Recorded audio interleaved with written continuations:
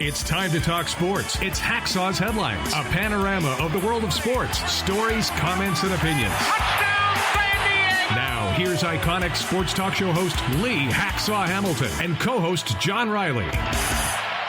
Who wants to talk sports on a Monday? We do. From the DIXIELINE Lumber and Home Center studios in San Diego, we welcome you to our Monday bonus podcast, Hacksaw's Headlines. Good afternoon, everyone. This is Lee Hacksaw Hamilton, along with my co-host, the baseball junkie, John Riley. We welcome you coming off a great sports weekend, pilot into the beginning of the baseball playoffs. This podcast is brought to you by DIXIELINE Lumber and Home Centers, 9 stores to serve you in San Diego. If you've got projects, they've got materials. If you need ideas, they can be your consultant and your best friend. Think DIXIELINE Lumber. John Riley, we got baseball pennant races to talk about. We got NFL football to talk about, college football, and then today's quote, play-in games. What a wild 72 hours we've had in sports. Yeah, I mean, we had to peel ourselves away from the TV to get started. The 8th inning and the top of the 9th were wild. We're going to go a lot of different directions, so I ask you to bear with us. Couple of business items before we start. When we're done with this podcast, we open it up to you the viewer, on live stream. You get the chance to participate, asking a question, making a statement. It's what we call Fans Forum. John, explain it. Okay, Fans Forum. You have a comment or question for Lee Hacksaw Hamilton. Now's your chance. Drop your take in the live chat on Facebook, X, or YouTube. We'll get you involved in Fans Forum right after Hacksaw's Headlines. And a couple of other items. I know you're all on social media. I'd like you to join my Twitter All-Star team. Just use my handle. Go to Hacksaw1090. Hit the follow button, because I put a lot of stuff up on Twitter during the course of the day. Want you to share, want you to subscribe, tell everybody what we're doing with this podcast Mondays and Thursdays. If you feel free, give us a thumbs up. We'd really like to have a 5-star rating. It helps us a great deal. Also, when you go to my website, LeeHacksawHamilton.com, I write sports every day of the week. When we're done with this podcast this afternoon, just punch it up. Take a look at all the written material I have. I think you'll really like it. And it's always there. Every morning, we add new stuff to my website, LeeHacksawHamilton.com. Also, there's an orange box. Fill out your information there on the email. You'll get on our mailing list. Join Hacksaw's Insiders Group. John, we got a lot to cover, go in a lot of different directions, and we're going to spin this as we get ready for actually wild card playoff games starting on Tuesday. So we were kind of all wondering who the Padres are going to play. I mean, how's this breaking out, Lee? Okay, let's talk about what had to happen, what's still going to happen. The Padres, home field advantage, wild card round. They will face either the Mets or probably the Atlanta Braves. It's a weird set of circumstances. The Mets and Atlanta in a doubleheader today. If one of these teams wins both ends of the doubleheader, the winning team is in and Arizona gets in. If they split the doubleheader, Arizona goes and plays golf tomorrow. Somebody's coming to San Diego. We think it's the winner of the first game today. Somebody's going to have to go to Milwaukee to play the Brewers in the other wild card game. So then it takes us to John's big question. Which is the toughest team to face? Well, the Padres, I think, are the most complete team in Major League Baseball. I wouldn't want to face the Padres, period, exclamation point right now, because of starting rotation, because of everyday lineup, because of bench bunch, and because of Mike Schilt. I think the Padres are really, really dangerous. But let's just presuppose it is the Mets. The Mets have got Peter Alonso and the home run hitting shortstop Francisco Lindor. Power hitting third baseman in Mark Vientos. They got Marte, the hot-hitting young catcher Alvarez, and they've got a unique collection of journeyman pitchers who have had bounce-back seasons. I would have never thought a rotation that would have included Sean Manaea, Jose Quintana, and some of these other guys, we'd still be playing baseball in October, but there we are. The Mets are really, really a complete ball club. Not equal to the Padres, but pretty good. Atlanta. They've gone from top of the hotel balcony, we're about to go to the wild card series, to lying face down in the basement, This game with the Mets, this first game of the doubleheader, back and forth, absolutely amazing. And they're still playing as we take the air. But Atlanta's dangerous. They got Marcell Ozuna, and they got Matt Olson, and they got this home run hitting hero today, Ozzy Albies, and they got Jorge Soler. And that pitching staff, wow. We think the Padres have a good staff. Well, they got Chris Sale and Max Fried at the front end of that rotation, and they got Ray Lopez back off the disabled list right now. Atlanta's a really dangerous team. Arizona. Here's a big issue with the D-backs. They've been battered by injuries the back third of the season. They finally have their full batting order back, but they're not hitting the way they were before Christian Walker went out, before Gabe Marino went out. It's just not quite the same Arizona team. But from a pitching staff perspective, they got dangerous people. There's no doubt about it. Zach Gallen is as good as it gets in terms of being your number one starter. But it's been weird. They gave big money to Jared Montgomery. They gave big money to Eduardo Rodriguez, and both have scuffled with injuries. Neither one has been dominant. Neither one's earning the kind of money that they're being paid. So I'm not sure Arizona is really ready for postseason play this season, considering that those guys went to the World Series last year. So it spins us back to the first game of today's Mets-Atlanta doubleheader, where Atlanta was leading 3-0 in the eighth inning. Spencer Schellenbach was pitching really well. He had an 11-pitch at-bat, and he gave up a double, and he was gassed. They took him out. The bullpen imploded. Joe Jimenez and Raciel Iglesias absolutely blew up in a Mets 6-run eighth inning.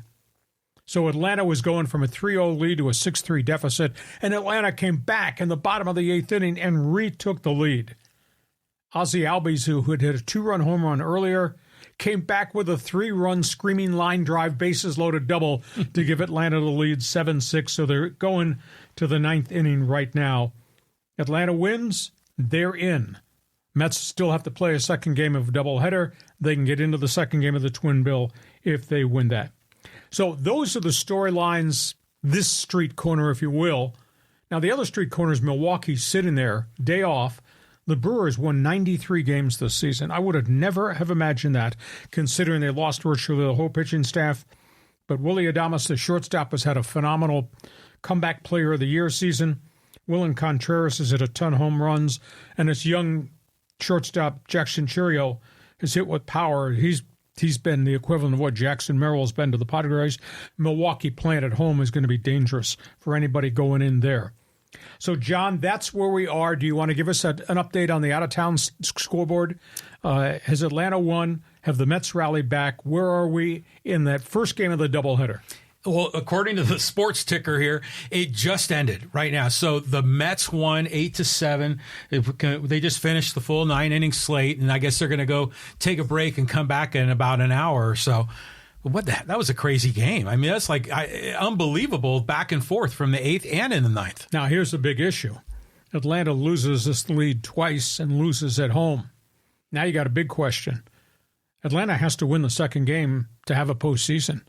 And now Atlanta has to burn Chris Sale 17-3 and start him today rather than the first game of the wild card series. That's a real setback for the Atlanta Braves. Can they do it? Sure. Sale's been unbelievably dominant. He's had his own career bounce-back season, too. But what a blow. So the Mets are in, and I would assume that means the Mets are coming to San Diego regardless of what happens the second game doubleheader. Again, there's so many ifs and thens. I get confused by it all, but that sounds right. And you look at both these teams, you're like, which one do you want? And, pick your poison. So which one do you think is the scariest one for the Padres to face? Well, if you asked me a month ago, I would have said the Diamondbacks. But now I'm not really sure. I just remember Chris Sale, when he pitched against the Padres, he just took them out. And besides, the Padres aren't so good against lefties. I'm worried about that. But beyond Chris Sale, the Braves look like a team that might be easier to defeat. There is no Acuna, rather than the Mets, who just seem like they're red hot. Yeah, and it's hard for me. I look at the Mets and I say, how are they doing this? How is this possible? The Mets to do this, considering they got a bunch of journeymen in their pitching rotation. They don't have the number one starter. Kodai Senga has not pitched all season long. This is really stunning to me. But It's a 26-man roster. You come together in the season, and the Mets collectively, there's not a lot of stars on that team outside of Lindor, and maybe Alonso sometimes when he hits home runs when he's not batting .241. The Mets don't have a ton of stars on their roster, and yet they're right there on the brink. Yeah, and I think they're still paying Bobby Bonilla. Yeah. But it's the grimace. That's what it is, Lee. The grimace has kicked these guys off. So it might be a rematch of 2022 Wild Card Series. Okay, that's where we are. It looks as if the Mets are coming to San Diego to play the Padres. And they still have a second game of the doubleheader to play. Atlanta has to win that to get into postseason.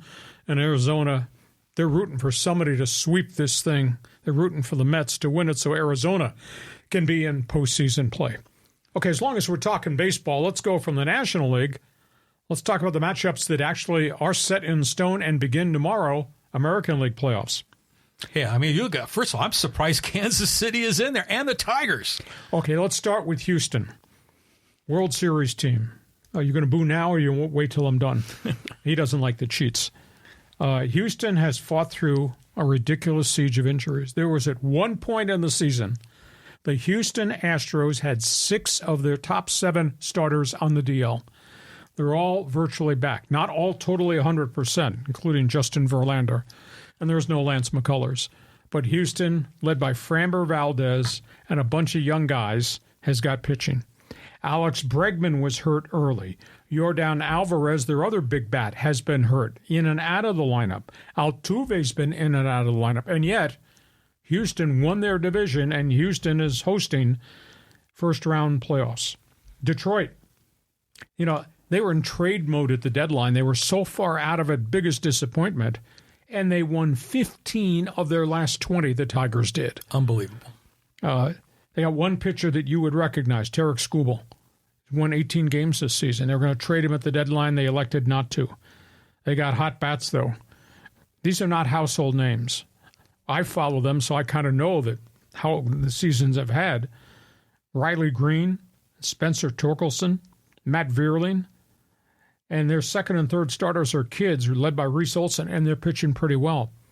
But this is the Houston Astros, who have a world of experience, and this is Detroit, starry-eyed. We're in the playoffs with a really, really young team. So Houston goes against Detroit. Baltimore's been building. They were miserable for 4 or 5 years in a row. Hell, 1 year, I think they lost 115 games. And Mike Elias did a great job rebuilding that. Virtually their entire roster are their farm system draft picks. Not much in terms of free agency. You got Baltimore coming off 91 wins. Baltimore did go into the marketplace and get Corbin Burns to anchor a very young pitching staff. Baltimore has survived the loss of 3 pitchers this season, including John Means, a former no-hit pitcher who's now had 2 elbow surgeries. They survived that, and they're playing tomorrow. Baltimore's got a great shortstop in Gunnar Henderson. Baltimore's got a whole bunch of complimentary guys that put the ball in play. Baltimore's a pretty good team. Kansas City rented a bunch of free agents. The Royals have a great shortstop in Bobby Witt. Their young first baseman, Vinny Pasquantino, but he broke a thumb. They think he's going to be activated. He might be a DH tomorrow. He's going to try to play after doing all this intensive rehab. But their pitching staff has kind of run out of gas, and that includes Seth Lugo, who at one point I think had won 15 games, the ex-Padre, and absolutely stalled in the final month and a half of the season. All the innings caught up with him. I just don't know that Kansas City can go very far. But again, if Bobby Witt gets hot and some other guys get hot, maybe they hit their way through this. But I got Houston beating Detroit. I got Baltimore beating downtrodden Kansas City. And there's a lot of disappointment a lot of other places. Minnesota was in the hunt. Hell, Minnesota was chasing Cleveland for first place and faded. I think they were 7-18 down the stretch. And a lot of rumblings in the Twin Cities that they blew this thing and Rocco Baldelli might get blown out as manager. But that's how I view the American League. And John Riley says, I like seeing the new logos. I mean, we haven't seen the Royals since Hosmer and those guys won the whole thing. Baltimore, were Baltimore in the playoffs last year? Yes, they were in and out, one and done real quick. But that's young team building, learning, and now takes the next step. Yeah, exactly. But it's been forever since Baltimore. And then the Tigers. I mean, so this is kind of cool. And yeah, boo, hiss on the Astros, the cheaters, the trash cans, the whole thing. But they are loaded, and they will do well. But if you you ask me, I think I want the Tigers to win. Probably the Orioles. Maybe it might be their turn to have some fun. Okay, so you got Detroit. You're rooting with your heart rather than doing this podcast with your brain. Well, yes. Okay. So you spin back to the National League where we started this whole podcast. You got Milwaukee. You got the Padres, home field advantage. You got the upstarts who grinded in the last day of the season to get in. Who do you think is going to come out of the wild card in the American League and the National League? Well, I mean, first of all, in the National League, I'm rooting for the Padres. We're going to find out who they're going to play. The Brewers, though, are kind of like stealthy. You know, they're the number 3 seed. You could probably name a few guys on that team, but you kind of not a lot of superstars. Kind of like the Mets. Yeah, for them to do it without Christian Yelich for half the season, wow, yeah. So you know, I my hunch is that. Okay, the Padres are going to win. And then in the other wild card, I think that other wild card team may get past the Brewers. Because Atlanta and New York, man, they're streaky. They could do it. Okay. Now, when we're done, Baseball Fan is invited to join us on Fans Forum. Swami says I know what's going to show up on the screen. Fans Forum contributors will come back and say, you two big dummies, none of this matters, because you got the Yankees and you got the Dodgers and you got the Phillies. And anybody getting out of the wild card round has to go through those places. Now, see, now you sound like Colin Cowherd. Thank you. You know, who's always homing for those big city teams. Okay, so Fans Forum, you're a baseball fan, rooting for the Padres. Got a different opinion about the National League and American League playoffs and the wild card teams that forged their way in? Or is this just a waste of time because you still got to play the Dodgers, the Phillies, or the New York Yankees? Baseball fans, join us in the chat box right now. Fans Forum box is open for business. John, that's all things baseball. Are you ready for some football? Are you ready for some football? Here we go. A week of surprises. Oh, my goodness. Some good, some bad, some really ugly. Let's talk about some of the top games this weekend in the National Football League. Jim Harbaugh is supporting Justin Herbert. Justin Herbert is a warrior. Charger quarterback shows such moxie. Playing on a bad ankle, dinged it again, stayed on the field. He couldn't do it by himself. At the end of the day, that's the big issue, as the Chargers gave up a 10-0 lead and lost to the Kansas City Chiefs. Patrick Mahomes is Patrick Mahomes. Andy Reid, they find a way. They'll probe you in what didn't work in the first 5 possessions. They'll do something different in possession 6 through 10, and I guarantee you, once they get the lead, they don't give that sucker up. They go from a 10-0 deficit to beat the Chargers 17-10. Mahomes throws for 245 and a touchdown. Survive a couple of turnovers in the first 10 minutes. Chargers really played on the edge in the first 10 minutes, and their game went away. And then because they're all dinged up and their running backs were making mistakes, they went to the guy that was on the street corner a week ago, Kareem Hunt, former Charger, former Brown, comes off the bench and goes for 69 yards and catches a bunch of passes along the way. And the Chiefs go the length of the field to win the game. Beat the Chargers for the 11th straight time out here on the West Coast.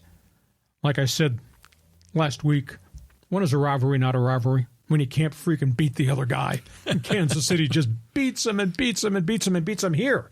Over and over again. Exactly. Real problem with the Chargers. Running game has gone away. Had 20 rushes for 51 yards yesterday. Herbert playing on one leg, threw for 179. 9 penalty flags on the offensive line and the tight ends. That's what happens when you don't have your starting offensive tackles. Those guys made a lot of mistakes during the course of the game. Herbert, 2 sacks, 9 hits, 10 pressures. Brutal. The guy was a warrior. End of the day, Kansas City posts the victory. Minnesota Vikings. I didn't see this coming. Not at Lambeau Field in Green Bay. They came out of the locker room with fire in their eyes. They scored 4 touchdowns in the first 21 minutes. Sam Darnold looks like he's never looked like ever since leaving USC to go to the National Football League. Darnold winds up throwing 3 touchdown passes, throws for 275. Aaron Jones, the ex-Packer, comes back into Lambeau and gallops for 93 yards along the way. Jordan Love didn't have a lot of mobility. They fell behind 24-0. It was too big a hill for him to run up. Minnesota's defense picked off Love 3 times, who was forcing things because he couldn't move the pocket. Also recovered a fumble. That's pretty impressive Minnesota win. Then we get to Sunday Night Football. I thought this was going to happen. Baltimore came out and just ran it down the throat of the Buffalo Bills. And I'd said all along, even though Buffalo had the nice 3-0 start and Josh Allen did not turn the ball over, I said, this is not a complete roster. They're asking him to do way too much. And what happened last night in a Sunday night game, Derrick Henry goes 87 yards for a touchdown the first time he touched the ball. First play. Finishes with 199. That follows up the 152 he turned in last week. And Baltimore, which was 0-2 out of the gate, has now rearranged their offensive formations, and they've gone to double tight ends, and they're going to run the damn ball, and Lamar's going to throw off the play action with double tight ends. You can't get to the quarterback. You better hope you can stop the running back. Baltimore's in 4 weeks. Baltimore's figured out how Derrick Henry fits with Lamar Jackson. That was a real dominant performance. Baltimore blasting those guys. Tampa Bay. Wow. Tampa Bay tears apart Philadelphia. Wow, do you think there's a little bit of heat on Nick Sirianni in the city of brotherly love, a.k.a. brotherly hate? Wow, the Eagles are taking a lot of heat back there. Sirianni's taking a lot of heat. Baker Mayfield, who was found wanting about 3 different places he played, he goes off for 347 through the air and 2 touchdowns. Good for him. In the Tampa Bay win. His 2 receivers between him, Mike Evans, Chris Godwin, caught 14 passes in the course of that game. And then there was the defense. This is Jalen Hurts, the Eagle quarterback, moves the pocket, runs, a dual dimension guy. He got sacked 6 times, turned it over, 2 more fumbles. Eagles having a terrible time. They move the ball up and down the field. They're averaging over 400 yards a game, and they keep turning the ball over as they move the ball up and down the field. Sirianni is under all kinds of heat. Tampa trashes Philadelphia. Washington, what a victory for the Washington Commanders. They're going into Arizona, where Kyler Murray and those guys were feeling pretty good about themselves. Not anymore. Washington 42, Arizona 14, and Jaden Daniels, who does not make mistakes. He throws for 233, rushes for 47 more. His tailback, Brian Robinson, gallops for 101, and Washington just stomped the Arizona Cardinals. And everybody's paying attention to Jaden Daniels and say, holy cow. Only concern I have is he makes great decisions with pressure, moves the pocket, he runs too much. And at the end of the day, what happens to young running quarterbacks in the NFL? They get hurt. They get hurt. So far, so good. But I think they got to tone that act down. But boy, they're off to a quick start. I've seen a lot of stuff in all the years I broadcast NFL football. I've never seen this. I've never seen an NFL quarterback have minus 7 yards passing in the first half. That was Bo Nix. Wow. And he had no sacks. He had minus 7. How does that work? Everything was check downs, tackle behind the line of scrimmage. It was unbelievable. He finished the game 12 for 22, 60 yards. 60 yards. Quarterback throwing for 60 in the NFL. A starting quarterback. A number 1 draft pick quarterback. And they won.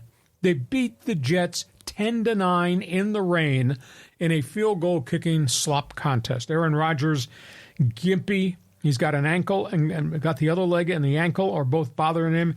He didn't do very well, and the Jets just could not move the football much at all. So that is a bit of a surprise there. Denver beat Arizona with a quarterback who threw for 60. Indianapolis, they jumped all over Pittsburgh. I looked up. I was watching one game, had my laptop open. I looked up, and the Steelers are down 17-0 already in Indy to that quarterback, Anthony Richardson, who, by the way, got knocked out of the game again because he was running. Yeah, running. Gets hurt. Exactly. But Indy came back behind that old dog, Joe Flacco. Joe Flacco. Flacco. He's got to be north of 40 years of age. He throws for 168 and 2 touchdowns. Colts defense chased Justin Fields all over the field, had 4 sacks. They recovered 2 fumbles. And the Colts upset the Pittsburgh Steelers. Fields did finish with 312 plus 55 rushing. He's getting progressively better. I don't think they have enough speed, skill, wide receivers to make that a great offense. Pittsburgh are still playing Neanderthal football, but the quarterback's made progress. But Indy, behind the old dog, Joe Flacco, posts the victory. And then the other marquee game was the Rams, and I knew it was going to catch up to them. I mean, Matthew Stafford has willed the Rams to victory, and he ran out of time. He ran out of opportunities. They run out of players. I mean, they got beat, and they kind of got beat up really badly by the Bears. Stafford finishes with 224, but he got sacked 3 times, turned it over twice. Can't do it by himself. See, I mean, his top 2 wide receivers, his tight end, are all gone. 4 offensive linemen are still on injured reserve. Just not good. Caleb Williams didn't do very much offensively yesterday, but DeAndre Swift did. He wound up with 93 rushing, 72 yards in receptions. And the Rams are now sitting there beat up, and a quarterback that's starting to take a lot of hits with a 1-3 record. And one other note, if we're looking for how the hell did this happen, how the Raiders beat Cleveland, but they did. Deshaun Watson looked terrible. Gardner Minshew didn't turn the ball over, and the Raiders kind of grinded their way to an ugly win, and a win is a win is a win, especially for those guys who desperately needed a win. So, John, I put a lot of stuff up there on the board. Just give me your response. Pick a game or two that either you were impressed by or surprised you, or say, how the hell that happened? Well, the Sunday night game I thought was interesting with the Ravens and with the Bills. First of all, I love the comparison of Derrick Henry with Eric Dickerson. Sure. And I never really thought of that. The guys on TV made that comparison. It's very similar. Dickerson is a bigger guy, 6'4", long strider. Henry is just a bulldozer. I would compare Derrick Henry a little bit more towards Earl Campbell than I would Eric Dickerson. Interesting. Very, very different dynamics. They were both great. Yeah, so I mean, clearly getting that running back, Henry there on the Ravens, they looked dominant. But you just got to love, Josh Allen. I mean, some of these plays he made, we were swapping texts. There was one where he was like gotten shoved out of bounds in midair. He threw the ball like 30 yards, almost got a touchdown out of it. Watching Josh Allen, he's almost looks like a majestic statue, He's so big. He's big, tall, athletic. It's like, Michelangelo's David, when he's throwing the ball. So, you kind of root for him. But, yeah, the Bills are not anywhere near as good of a roster. And what's your reaction to what's befallen Justin Herbert, who can't do it by himself, even though his heart says he can. His head and his body won't allow him to do it. He's got no help. Yeah, there's no way. And I saw some of the other players getting interviewed, and they're all saying, hey, man, Justin Herbert's not on him. He's our guy. But, it's so charging because I saw that they were up early, and I thought, oh, here we go, maybe a big upset. And then it went the other way. The bad news, though, for the Chiefs, what's up with Rashee Rice? They think a ruptured tendon in his knee. It was a hyperextension. The replay looked awful. It was just a fluke thing. He got hit by his own quarterback as they were scrambling to try to dive on a loose football. Just a bad break for them, for Kansas City. So, tough situation. Instant karma's going to get you. Oh, all the time. What goes around comes around. Is that the phrase? Yeah. Okay, that's what's going on in the NFL. Hey, Fans Forum chat box is open. You're an NFL fan. Hey, pick one of the teams we've been talking about. Talk about your team. Want to talk about the Chargers? Jump on board. Feel free to jump on us. That's okay. We take abuse. If you agree, great. If you disagree, that's even greater. We want to hear what you've got to say because John wants to argue with you. Hey, we get to halftime. This Monday bonus podcast is brought to you by DIXIELINE Lumber and Home Centers. 9 stores to serve you in San Diego. John, just run through a checkbox of the things that DIXIELINE has for people who are homeowners that are either making renovations, want to make replacements of things in the house. What are the hottest selling things DIXIELINE has? Oh, man, the list is long. Lumber, building materials, power tools, doors, windows, kitchen countertops, bathroom cabinets, just about anything you can think of that you would use to build in your home. They've got it. They've got pros. They've been in San Diego for over 100 years. Now they're expanding into Orange County. You got renovation plans? Think about them for materials. You got renovation plans, want ideas? Think about them as your best friend and your consultant. These are special people, DIXIELINE Lumber. We're back here as we get ready to start the second half of this podcast. Just a reminder, when we're done, for all of you new people who are joining us on live stream, we want you to join us at the end of the podcast, what we call Fans Forum. And maybe you're unfamiliar with how you can post a comment that gets on the air here on our Fans Forum. John, just explain to them how the chat box works. Yeah, so if you're on Facebook, if you're watching the live stream there or the live stream on X, or the live stream on YouTube. Just go in that comment section. Drop your take, question for Hacksaw. Got a lot of names already piling in. Richard, XX Revolution, Jason, Force Ghost Fabio, Robert, Chris, John, Robert again. So if you got a question or comment, drop it in the live chat, Facebook, X, or YouTube. And a couple of other reminders. My website, it's written right there. That's the address, LeeHacksawHamilton.com. When we're done with this podcast on Mondays or Thursdays, I want you to just punch up my website. Take a look at what I write, and it's there every morning. You start reading it every day, you'll know everything there is in the world of sports. And by the way, when you go to my website, there's a big orange box on the homepage. It's for you to register to join Hacksaw's Insiders Group. I'm really trying hard to have a get-together with our club, our Insiders Group. I'm trying to get John to agree to buy a shot of whiskey for everybody who comes. So stay tuned for that. By the way, I also want to remind you, share and subscribe. Tell everybody what we do Mondays at 1 p.m., Thursdays at 1 p.m. with this podcast. And subscribe so you will get the alerts every time we put something up on the YouTube channel. We do that almost every day of the week. John, you ready for the second half of this podcast? Let's get started. Let's get started, man. You are such a pro. This is so fantastic. Okay, let's go here. NCAA football. Yeah, amazing weekend ahead of us. Well, we were waiting for the big boys to play each other, and when they got done, Alabama went wild, putting away Georgia. I mean, that was pretty impressive what the Crimson Tide and that quarterback did.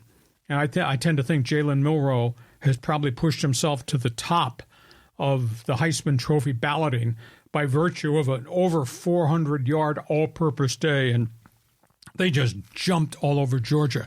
Christian Beck led a phenomenal comeback, but he wound up throwing 3 interceptions in the course of the game, and that turned out to be the difference. You know, Beck wound up with 435 yards and the 3 picks. Milroe had 374 passing, 117 yards rushing, and Georgia's defense knew he was coming. That was an impressive Alabama win over Georgia, knocked Georgia from the second spot in the rankings down to 5, and they still got the teeth of the SEC schedule to be played. Second item, Heisman Trophy candidates. I have a Heisman Trophy ballot. Hey. We'll be talking more about that as the season wears on. But, boy, there's some other unique names that have shown up. This quarterback out of Miami has thrown his way into the Heisman conversation. His name is Cam Ward. He started at small college Texas Incarnate Word, an NAIA school. How does this kid get unrecruited? But anyhow, he put all these NAIA records up on the board, went to Washington State, played there 2 years. Really impressive in the Pac-12. And last year, graduate school, he elects to opt out of Wazoo, goes to the Miami Hurricanes. He's got them unbeaten. Cam Ward this weekend threw for 354 and 4 more touchdowns. Guy's made himself into a Heisman candidate. Obviously, I just talked about Jalen Milroe and what his accomplishments were against Georgia. Shedeur Sanders continues to put up big passing numbers for Colorado, and the Buffaloes are off to a pretty good start. And the other dark horse name is the Boise State running back, Ashton Jeanty. He's had 4 200-yard games. And it's not like Boise State is playing Idaho State of the Big Sky Conference. Mm-hmm. He's doing this against legitimate D1 teams. And he just went off for 259 yards and 4 touchdowns against Washington State. So this bears watching. I'd say right now those are probably the top 5 names. We'll see if some other quarterbacks surface as we move to the middle of the season, move to the second half of the season. From the Heisman, let's talk about the Aztecs. Patience. We need patience. The 12 Aztec football fans left in the community need patience. I don't mean to be cruel. Sean Lewis, he's struggling. I don't know if the system's too complex, whether the play calls are right or not, but the Aztecs lost to a team that is kind of at their level, Central Michigan. They weren't playing Pac-12 people, and they just couldn't stay in the game. They move the football in spurts, and then they don't score. They play really hard on defense. The defense is on the field the whole damn time. And this weekend, they committed a bunch of personal foul penalties, which made it really, really hard for them to overcome. I still think they're going to be good. Danny O'Neal is really impressive for an 18-year-old freshman. He has no turnovers in 4 games. Wow. None. That's impressive. He's really accurate. Now, they're not doing well on third down plays right now, only 34% conversion. But, I mean, this is a star of the future. Lewis Brown, the transfer wide receiver from Colorado State, has become their big play guy. My only concern is they're asking Danny O'Neill to stay in that pocket while they run deep home run balls, and they're not hitting as many of those deep passes as you'd want. I want to know with the speed that Sean Lewis has compiled on that roster, why are you not running slants? Why are you not running crossing patterns? Why are you not running up and outs? Because you put the fear of God in secondary that they got so much speed. You don't need to throw 51-yard passes. All you need is just to get first downs, keep the damn defense on the field and wear them out. That has not happened. So I think Sean Lewis needs to reevaluate his play chart and start using some of the other wide receivers because, they've got so much skill guys. They're throwing to one tight end and they're throwing to Lewis Brown. That's like they're ignoring the rest of the group. I think he's got to expand those who are participating. USC, they booed the Trojans off the field at the Coliseum at halftime. They were losing to Wisconsin. And they came out, and Miller Moss came out possessed. Tell you what, firebrand of a leader. Big, tough kid in the pocket. Moves the pocket, makes throws downfield. When they got done, Miller Moss put on a passing show. 308 yards, 3 touchdowns. Trojans come from behind to post a win over Bucky Badger in Wisconsin. UCLA, this is going to get worse before it ever gets better. I mean, they got trampled again this weekend. They got outgained 431 to 172 yards. This is a team that almost lost to Hawaii the first game of the season. Has lost 3 in a row since that point in time. Ethan Garbers, the quarterback, is turning the ball over. Now he's dinged up. They just don't have a lot of players. I don't know if UCLA is going to win a game in the Big Ten going forward. And one other story. Would you please explain this to me? You're the smartest guy in the room. I mean, that's why we have a podcast with all this technology. Smartest guy in the room. Why would the Mountain West Conference make a phone call? They're trying to add an 8th team after having lost Utah State plus San Diego State, Boise, Fresno, etc. They're trying to add an 8th team. Why would you call North Dakota State? Why would you call Texas State? Why would you... Was there an earthquake or something? Why is Northern Illinois, Toledo, which I thought were in the Midwest, why are they considered a Mountain West Coast team now? That's who they're calling to try to get to be the 8th member of the team of the conference. Why is the Mountain West doing that? That makes no sense to me at all. No. I mean, well, geography doesn't matter anymore. Yeah. The number on the end of your conference name, Pac-12, Big 10, Big 12, that doesn't matter anymore. So it's just anything goes, The Mountain West needs to pick a generic name, so they don't get geographically linked. I can't believe Toledo and Northern Illinois come in here in this conference. That's as absurd as back in the day when San Diego State was going to the Big East. I said, oh, yeah, I can't wait to start that rivalry in the Big East Conference with UConn football. Imagine being a player in Northern Illinois and you got to go fly to Hawaii to play football. I mean, that might be a nice vacation, but that's a hell of a trip. Yeah. So that's where we are. So, John, give me a quick spin. Pick a team, pick a topic. I know you have opinions. The Aztecs, I was just so in it for them. I was thinking they could really do it. And the kicker, had some trouble. He missed a couple of field goals. You can't put it all on that kid. But still, this was a game you wanted them to win.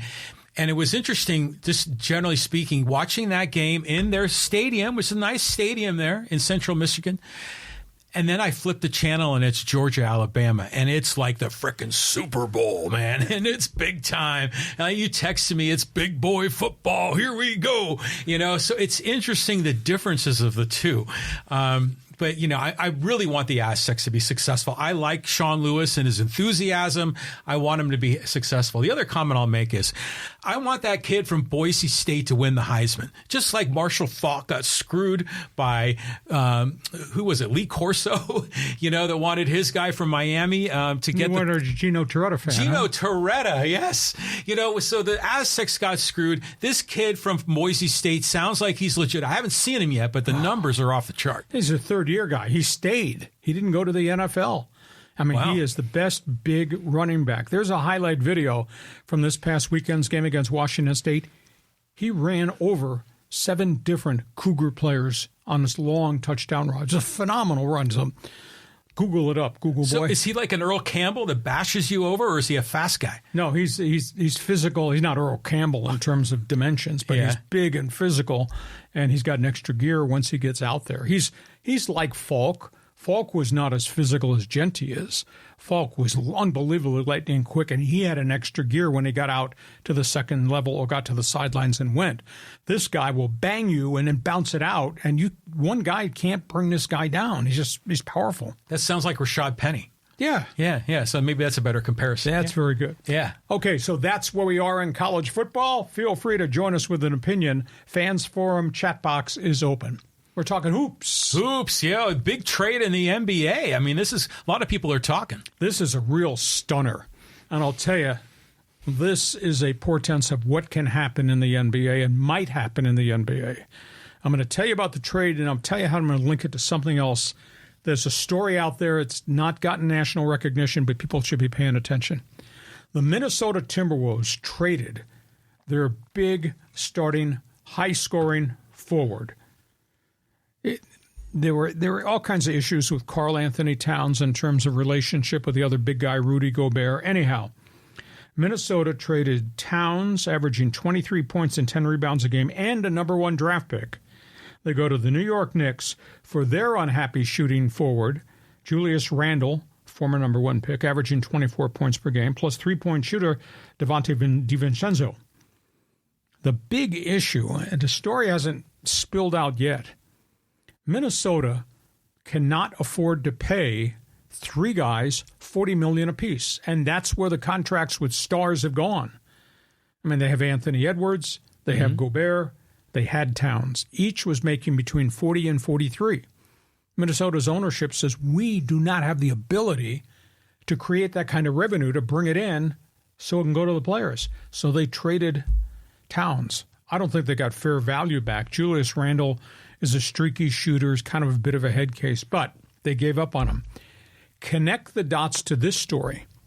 Boston Celtics won the NBA championship last spring. Phenomenal team came together. Everybody's contract kind of came up at the same time. Everybody's making $40 million. There's 3 stars on the team, plus all the support guys are making megabucks.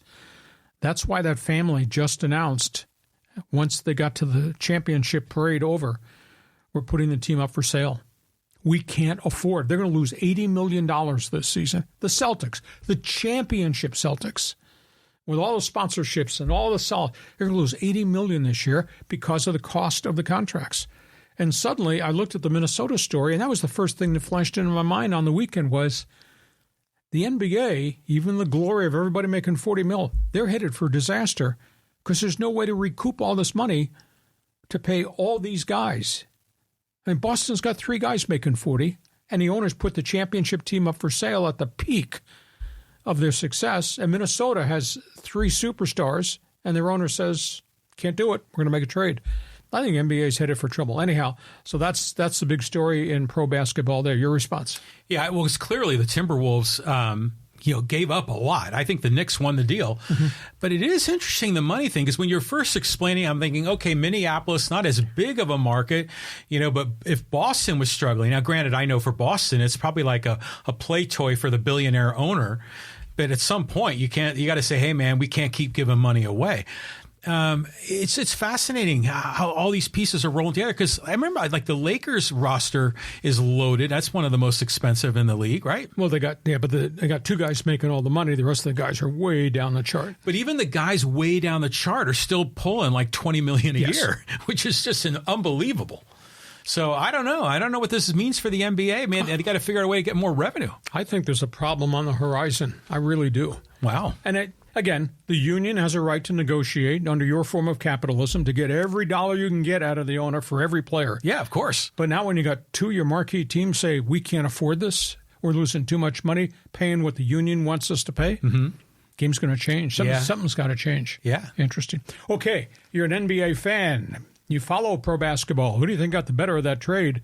And do you agree or disagree with me? There's a problem on the horizon in pro basketball with the salary structure, not just for the stars, but for everybody else.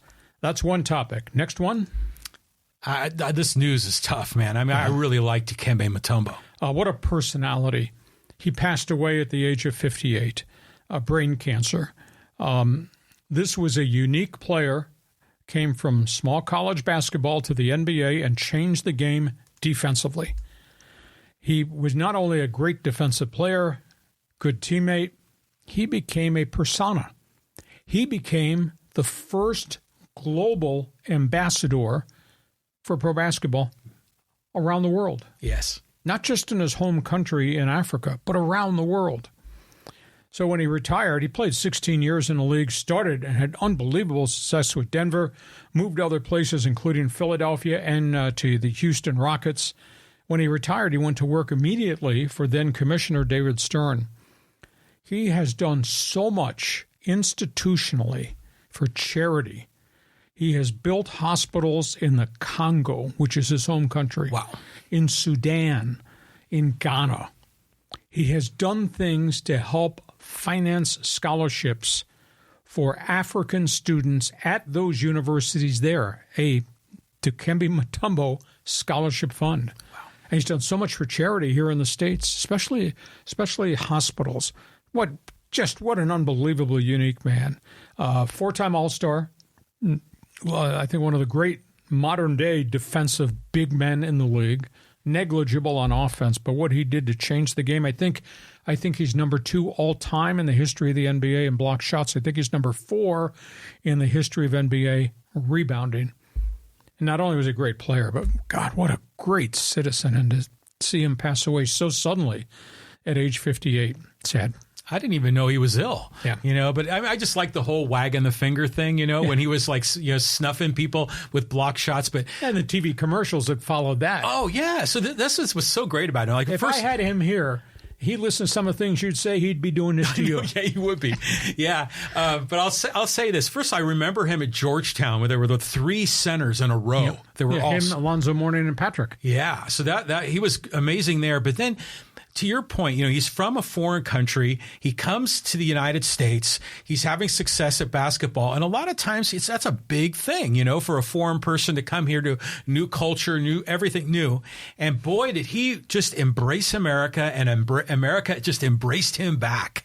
And the fact that he became popular and had his commercials and did the media work just made me love him more, because he was an American that loved America while he was here, So I just think he was a great guy. I think of him mostly with the Hawks, though. That's the team I connect him with. And I'll tell you what, he's up in heaven today with John Thompson talking basketball. There you go. Oh, yeah. That'd be a conversation worth checking out. And by the way, one other side note to Dikembe Mutombo. Hell, he ought to come in and sit here and do this. He speaks 9 languages fluently. 9 languages. Dude's Some brilliant. of us in the studio don't speak 1.5 very well. You speak sports data language very well, but yeah. I mean, that's awesome. What a guy, Mutombo. Yeah, rest in peace. So we got that story to talk about. Memories of the big guy. Feel free to join us on the Fans Forum podcast chat box. One other basketball story, and we got to cover this. We got to talk about this because this is not a good optic. Yeah, WNBA, more with Caitlin Clark. Caitlin Clark goes public this past weekend. Her season just ended. I mean, she has helped take this WNBA to a much different level in terms of notoriety, in terms of TV ratings, in terms of season attendance, etc. She went public this week and said this has to stop. She says virtually every arena that every WNBA team goes into is filled with people who think they have a right to buy the ticket and stand there and scream racial overtones or things about lesbian gay life towards the women that play in the WNBA. And she said the amount of abuse that she took, she never mentioned it during the course of the season.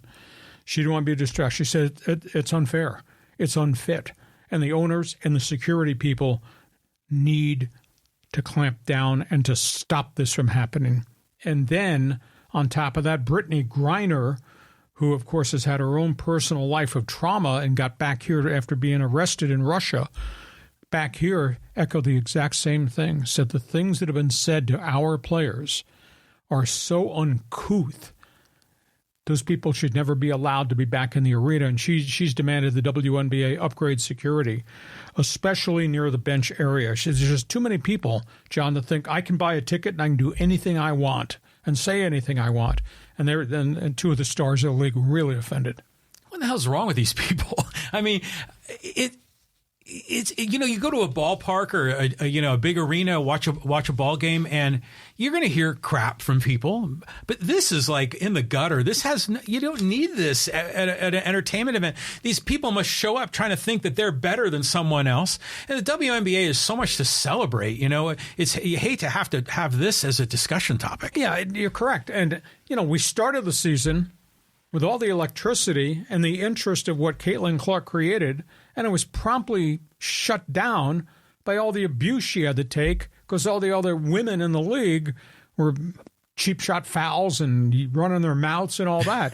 Now, that kind of went away about 3 weeks into the season. It died off when everybody realized this is a great player. Yeah. And look, she's made this a great league.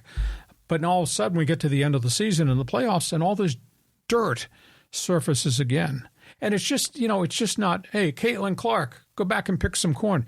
I mean, it's much deeper than that. It's racial stuff, and it's about the lesbian and gay community.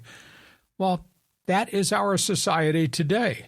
They make their choice, might not be your choice, but what are you doing screaming at the bench about being gay? That's so far off the chart. It's terrible. Yeah. And you hate to have the ownership and the management of the teams have to police the people to say, don't say that. And I think it's even crazier. But what the hell is wrong with these people? They're coming to a game to have a good time, and you're just zinging racial epithets, and that's what makes you feel good about yourself? Yeah. Caitlin Clark went to security twice at the end of the season, different games before the playoffs started. She went to security and said, that guy is shouting lesbian and gay negative comments towards our bench, our team. So, get him out of here. They got him out of here. So these guys get beard up, and I'm a man. I'm going to talk about you being black or you being gay. Well, remember that happened at a Padre game with Tommy Pham? Sure.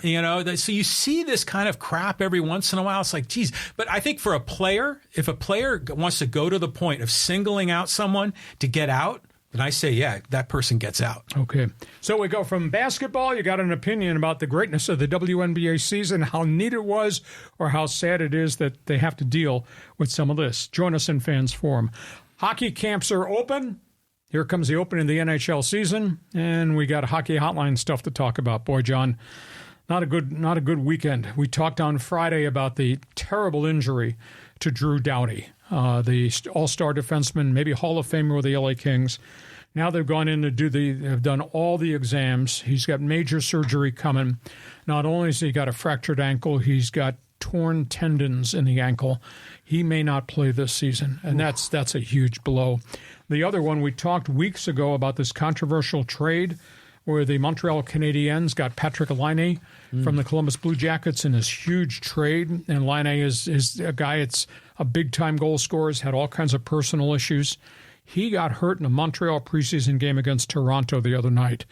An open ice knee-on-knee check. A Toronto rookie stuck his knee out, and Laine hit it. And Laine's got a really bad knee injury. I don't know if it's a fractured kneecap. There was a huge fight.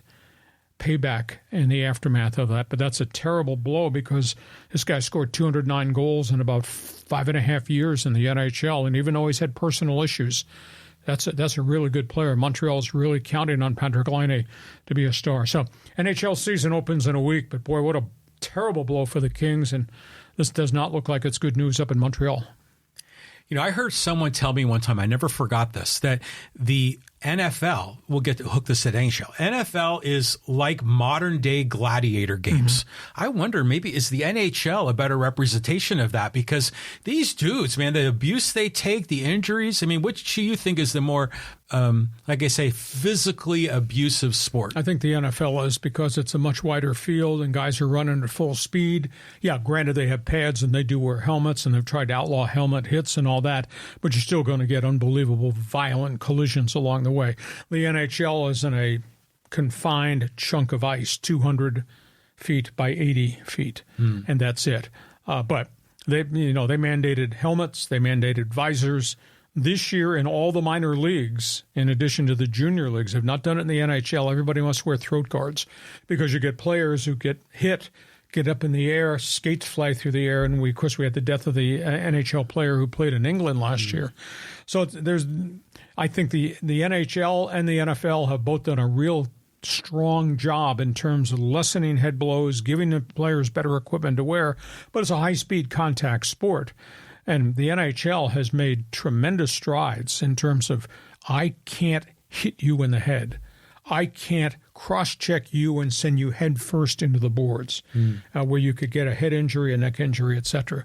And sometimes skate cuts are accidents, sometimes high sticks are accidents and incidental, but that stuff happens, and you can't go knee-on-knee check. You can't stick your leg out as Patrik Laine is coming across with the puck across center ice and check him with your knee and put knee on knee. Hell, I'd never do that because I'd blow my knee out, much less hurt him. So there's great risk, but this incident was pretty ugly, and it's a big blow to Montreal because that's an $8 million a year guy against the cap, who I don't think they're going to have for maybe half the season. It looked really bad. Brutal. Okay, so that's hockey. Feel free. Canada Network, you're joining us. You want to jump in, talk about that. Last topic on the table. We're going everywhere. The high-speed sports wire. Here it is. Hey, we talk a lot of soccer here. Christian Pulisic, he's done something no American has done over there. Over there this year, he plays for AC Milan. He scores 5 goals in straight games for AC Milan. No American's ever done that. That's awesome. 5 goals in 5 games. I mean, he has grown. That's the coolest thing. We've been doing this podcast almost 2 years. And we talked about the young 18-year-old who was then a 20-year-old, and he looked scared and terrified playing for the U.S. national team, who got better and better, and he went to Chelsea, and then he went to Germany. Now he signed in AC Milan. That's a man. To see him grow from an 18-year-old that I first followed and said, well, yeah, he's a gangly kid who can run, and I see him grow into a man and he scored 5 goals in 5 games at that level. Wow. That's pretty impressive. Strange story in auto racing. Well, I don't know that we know the end of this completely. Michael Andretti has sold majority control in his IndyCar team to one of his co-owners. It's a really weird story. Andretti has run a 3-race, 3-car team. He's had some marginal success recently. Prior to that, had great success. He, of course, was a great driver, and Mario Andretti, his father. Michael's been embroiled trying to get a charter to be one of the members, to be the 11th team in Formula One, has run into all types of political problems with the European ownership that doesn't want him there. They don't want to split the TV revenue, etc., though he would be a great poster boy for F1 coming back here. He sold it. He sold the majority control. The rumor is he's furious at Roger Penske, the legendary owner who Penske owns the entire IndyCar racing business. Penske owns the 500. Penske owns its IndyCar team and its NASCAR team. He just does not think that Roger Penske has done a good enough job marketing the sport. He's upset that outside of the Indy 500, the rest of the IndyCar schedule is kind of off the radar. It's kind of meaningless. Yeah. And he's upset all of a sudden that Formula One, with all of its money, has come in and planted a flag here in the United States and gotten record TV ratings. And more people are paying attention to F1 and Max Verstappen and the angry Team Red Bull storylines, and they're paying attention. He's correct. Yes. I mean, I've covered IndyCar racing since Fido was a pup. I grew up in IndyCar racing. I know all about it. It doesn't have the impact. It's not on the people's radar. And what they need to do is they need to rework the schedule. And they only run, I want to say 12 to 13 races a year. It's not like NASCAR that runs 36 or F1 that runs, I think F1's running 32.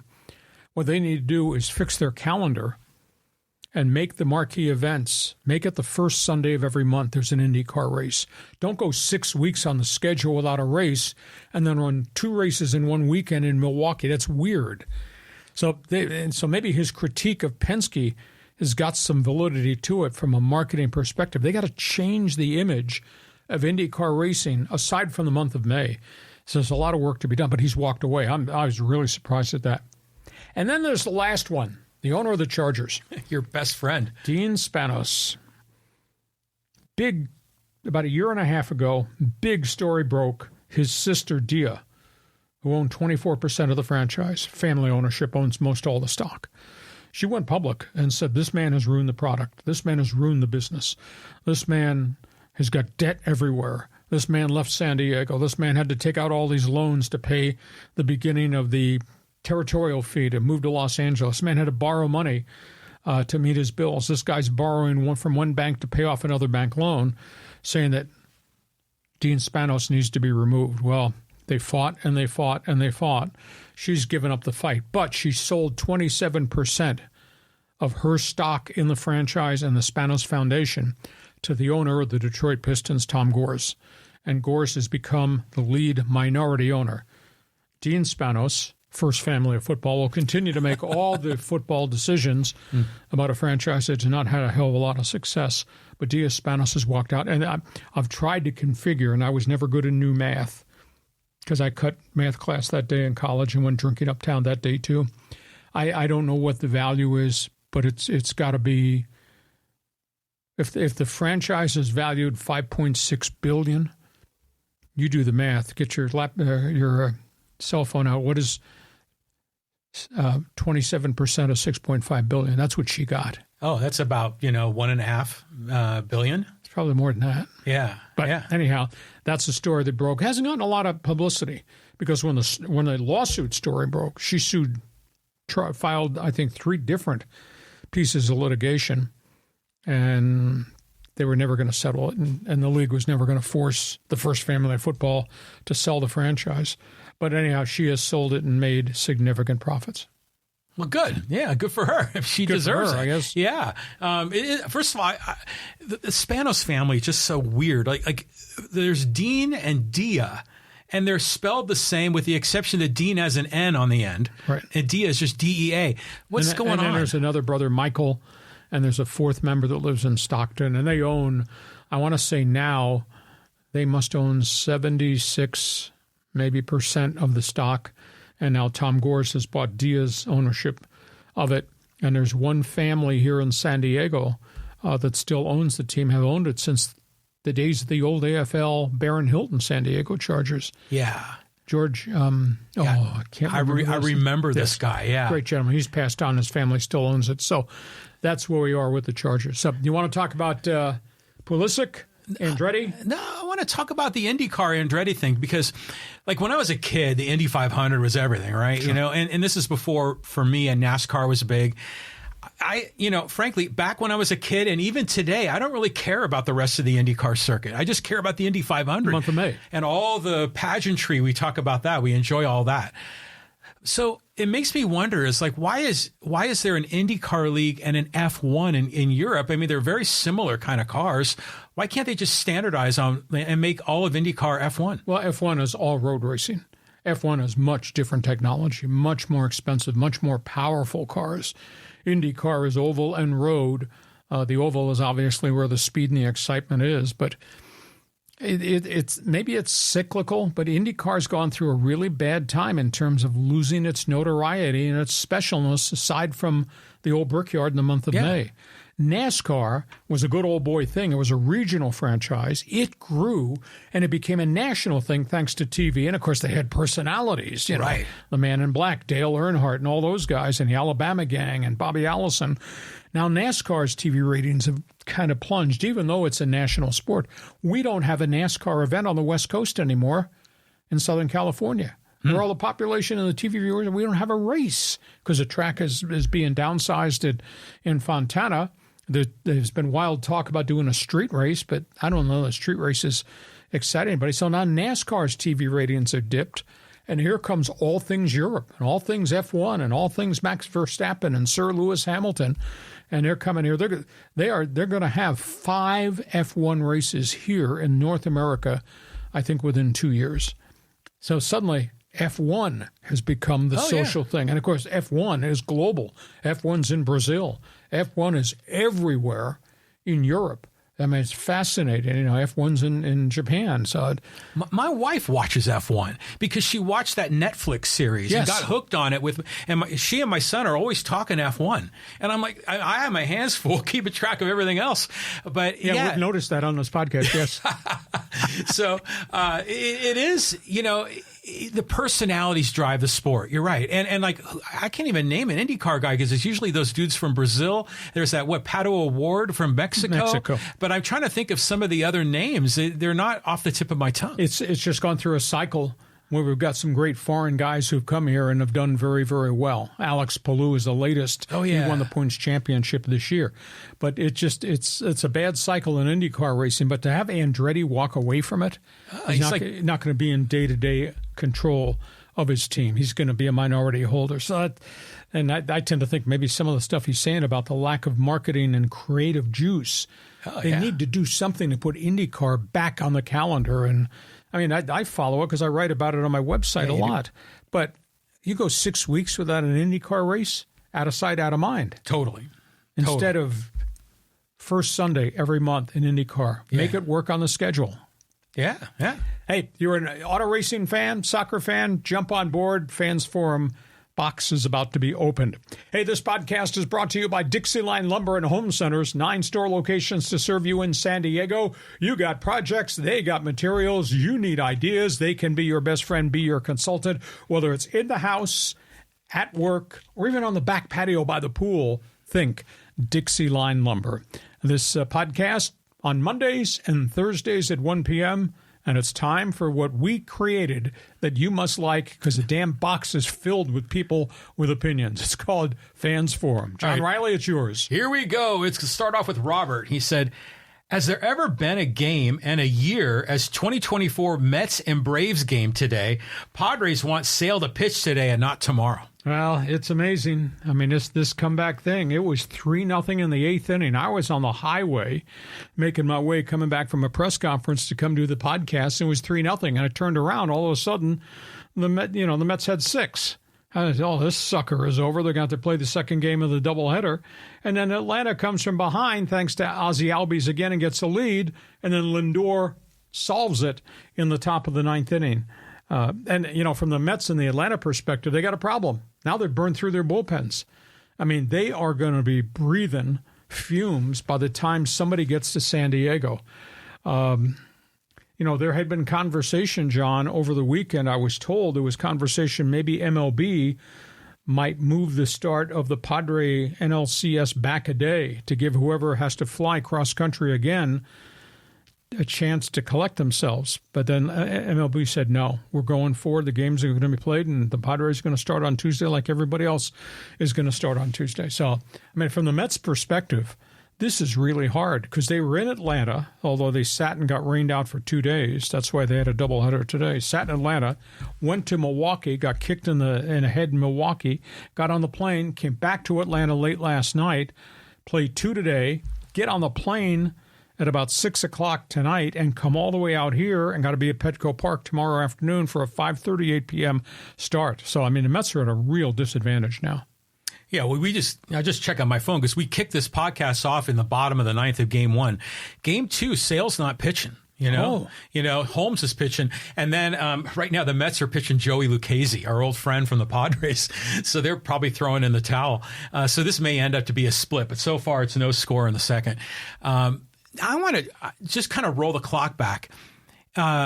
This games, they are being the doubleheader. These are from rainouts previously in the year, not from this recent hurricane, right? No, it was. Oh, it was. Yeah, the Mets were in Atlanta as that storm was heading in, and they got rained out 2 nights in a row. Okay, that's what it is. So it's a very recent. Yeah, it was Wednesday, Thursday got rained out. They had to go to Milwaukee to play Friday, Saturday, Sunday, and then come back here for the Twin Bill today. This is not from months ago. Okay, so there's really no other way. They could have probably figured out a way to make this work. Exactly. Wow. So I know I thought it's good that they didn't move it. I mean, as a Padre fan, selfishly, but also as a baseball fan, it just creates more drama. It's going to be a lot more interesting whoever rolls here in. You're just big on drama. You're big on issues. Well, then we have something to talk about, Okay, thanks for the input, Rob. Next one. Okay, and so John said, the second game between the Braves and Mets are going to have a hard time living up to Game 1. Yeah, and I want to know who the hell's going to pitch. When do they call the third baseman in to pitch? I mean, they burned through their bullpen. Who's going to be able to throw tomorrow? When you ask your closer to throw 31 pitches in the 8th and 9th innings today, and they got lit, both their closers got beat up. Who the hell is going to pitch Game 1 if you have to go to the bullpen against the Padres? Back when I was a kid, following baseball, starters used to always go 7 innings, 8 innings.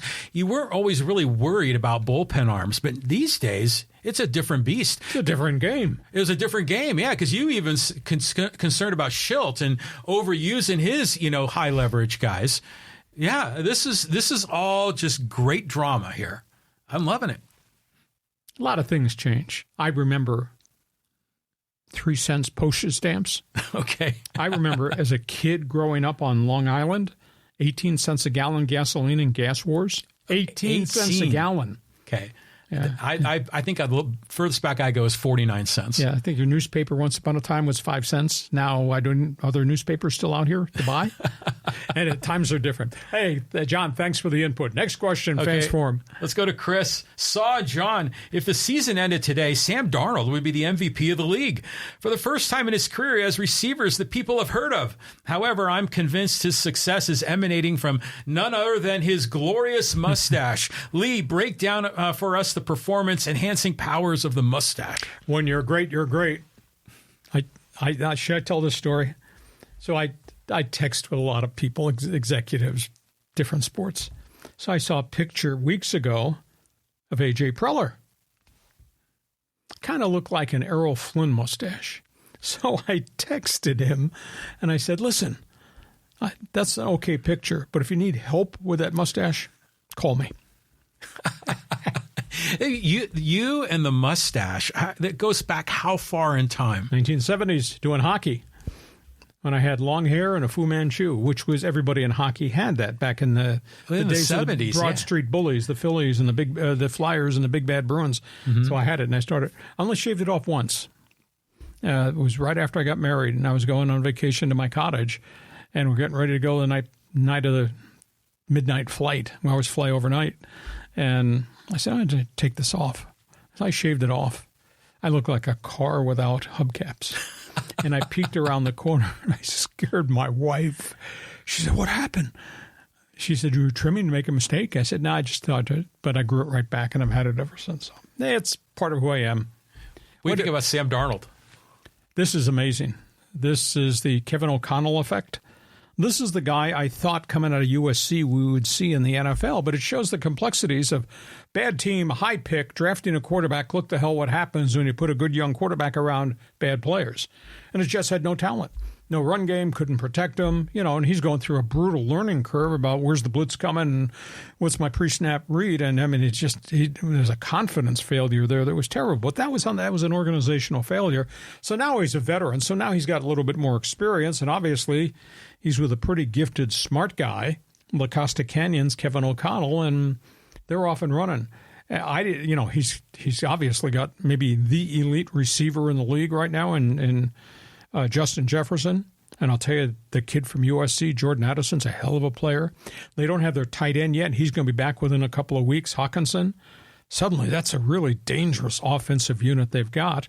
A little surprised Minnesota's doing so well defensively because they lost their top pass rusher, Danielle Hunter. He went to Houston as a free agent, and they've lost a lot of guys off the defense because of salary cap issues. But wow, Darnold sure looks like the real deal. Whether you'd like him or don't think this is going to work out, you can't take away the fact they got 4 wins already. Government's not going to come and reclaim those 4 victories. I'm happy for Kevin O'Connell and for Darnold. Yeah. But was Darnold there before McCarthy got hurt?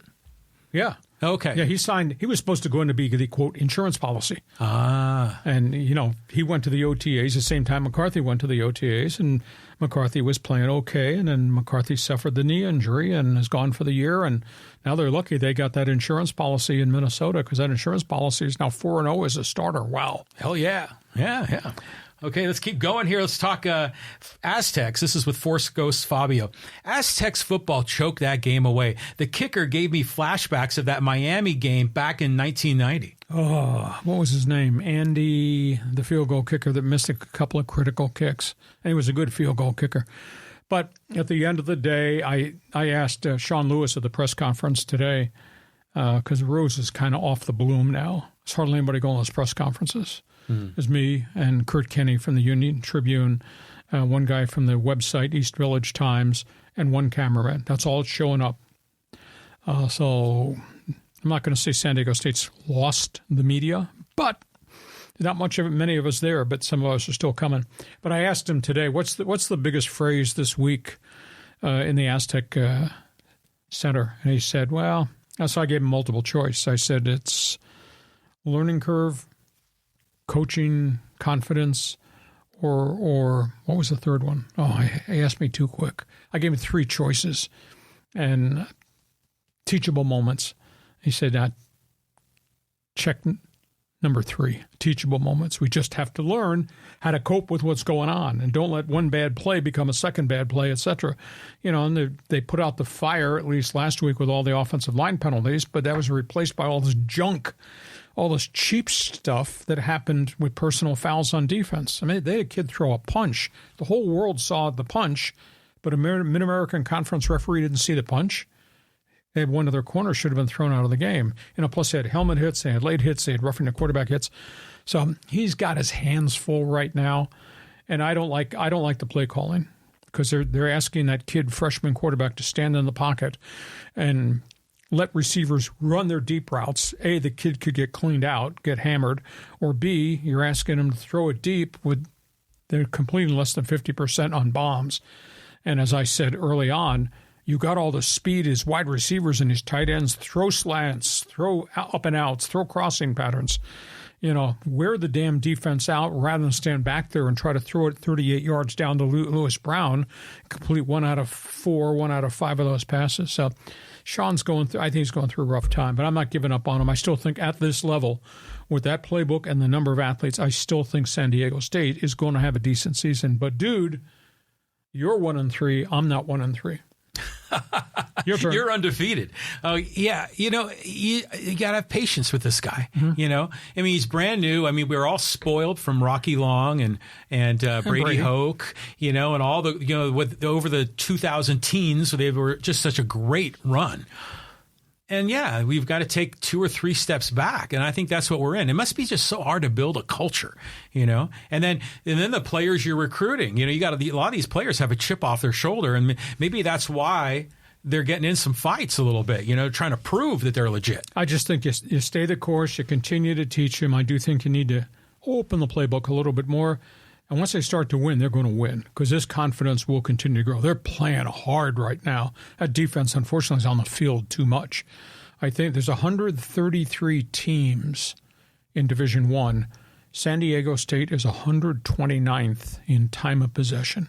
Oh, my God. 4th worst time of possession team because you go fast, but, dude, if you go 3 and out, your defense got to come back on the field. Right. And of course, Sean's response is, yeah, but if I score a touchdown in 3 plays, my defense has to come back on the field. I said, Lee, you got to balance this out. I say, yeah, but you're 129th in time of possession. Right. All right, next question. Let's move on. Let's go to Jason. This is Padres. Was so nice to see Suarez throw changeups the other night to get the save. Finally. Well, he's got to master location with the other pitches. Because if he masters location with what he's doing, whether it's changeups, curveballs, sweepers, whatever you want to call it, that's going to make the velocity look even stronger when they start guessing what the hell's coming. All of a sudden, it's 101 miles an hour in on your fist. But he's got to get consistent with location to be trustworthy. So, hey, but they get a day off. They'll all be refreshed. First game of the playoffs, 5:38 tomorrow night. I just remember his first game for the Padres. He had to close a game in Arizona. He got lit. And he got lit. Yeah, and I felt really bad for the guy. And then he really turned it on, and he's got the skill. And that fastball has got so much life on it, but it's as straight as a bullet. So, yeah, he needs to develop that off-speed stuff. I would hate to have a horrible problem in the playoffs with him. That would be tough. Well, they got quality starters and they got depth in numbers. They just got to make sure when they hit the phone call to the bullpen that's the night that Suarez is on, or that's the night that Tanner Scott is on, or that's the night that the other setup guys are going to be on. We'll see. But they got numbers, and they're not operating on fumes like the Mets or the Braves pitching staff will be coming in to Petco Park. Keep the faith, baby. Yeah, but let's also be realistic here. I mean, before we order World Series rings, let's be realistic. Whatever we're going to accomplish has to go through Dodger Stadium or Philadelphia. Oh, yeah. I mean, we got a lot to go. I don't want to throw cold water on you and ruin the carpet. Okay, let's next question. Go to Richard here. And he says, when it comes to Major League Baseball marketing their brand, why on God's green earth would you not reseed so that LA and San Diego could be a possibility for the NLCS rather than knock another off in the divisional series? Shaking my head. Well, I guess that's a viable question, Rich, but end of the day, you can't change the rules year by year based on who's hot, who's not, popularity. The rules are the rules. So that's why you have the seedings, and we expanded the wild cards. The wild card used to be a one-game play-in. Now it's best of 3. But then people bitching. Well, that means the first 2 winners in the league sit out almost a whole week because Southern Baseball came back and said, okay, the best of 3 will be in one location. We're not doing cross-country trips. Mm-hmm. I think it's as good as it can get. I'll tell you, it's pretty electric, though. When they went to the one game, in essence, a wild card play-in, the whole damn world stopped. Got to watch this game because it's win or die. Yeah. And of course, today for the Atlanta Braves, they lost. They died in the first game when they had it right in their hand. Heartbreak is unbelievable.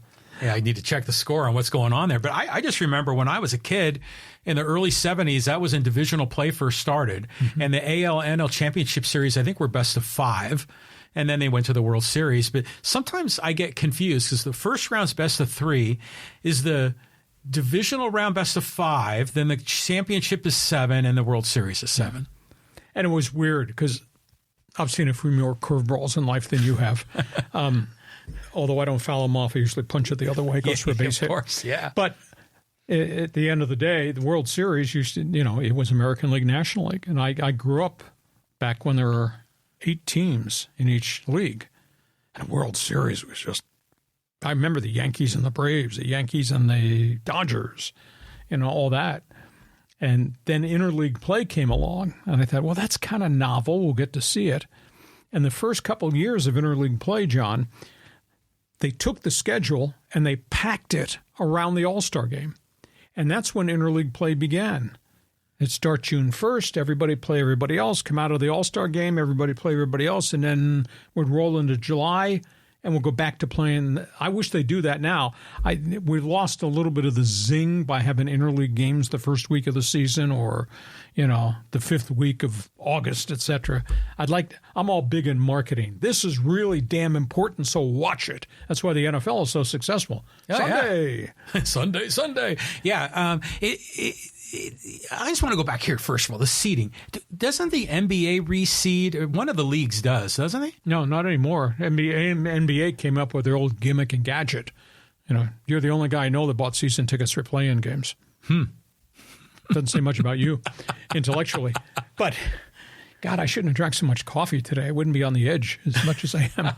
But no, there's been a lot of talk about reseed, but I don't think they want to tamper with the integrity. The playoffs are the playoffs. NHL's talked about reseed, but no. But it was cool back then, back in the day before interleague, because I grew up a National League fan, and the American League was like on another planet. Yeah, and it was like a when Happy Days and Laverne and Shirley come together, it's like a crossover when you can play a team in the American League. It was like it was sacrilegious or something, and it's kind of neat. To quote Henry Winkler. Yeah. Next question. Okay, let's go to Carlos. Chargers are done. They probably get beat by high school teams. I won't go that far, but this is a bad piece of luck. I mean, to lose your left tackle and right tackle, both significant injuries. I was told maybe 4 weeks for Slater and Alt. That's really hard because those are the bookends. And you can run all these other big guys out there, but those guys are backups, and there's reasons they are backups because they're not equal. And to compound it, their center situation, they got Brad Bozeman, a journeyman center from Carolina. He is like 29th rated offensive center in the league 5 weeks into the season. So his ratings in terms of blocking and all that isn't that good. So the Chargers have really got O-line problems. And despite the courage and the heroics and the moxie of Justin Herbert, he's taken a lot of hits.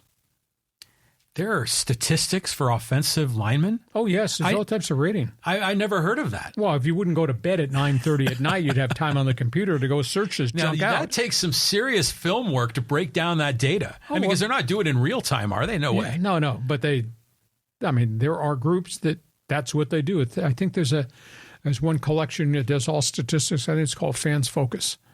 You have to subscribe to it and all that. So, yeah, but there's all types of rating systems for virtually anything, including how good the offensive linemen are. You rank guard to guard, tackle to tackle, offensive center, etc.